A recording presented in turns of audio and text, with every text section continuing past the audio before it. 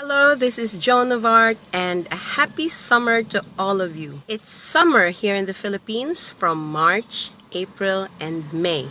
And during these months, it's so warm in here. So let's talk about Ilonggo words pertaining to warmth, hotness, and humidity. Hot means init, or init means hot. When you pronounce it a different way, INIT, so the stress is on the second syllable. It also means hot, but in a different way. It means that you're irate, na init. So it also pertains to the temperature of being hot because you're irate or you're annoyed. So na init. So init. Init is hot. Init is irate. Init also means warm. So when we talk about temperature, that means it's warm. We say init.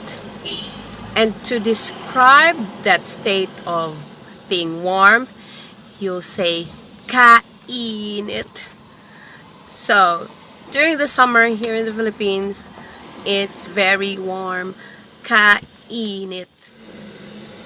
And when it is init or warm, it is therefore ginot. Ginot is when you're warm and perspiring and fanning yourself, going to an aircon place, so you feel ginot. So ginot is a state of being warm or humid. So ginot.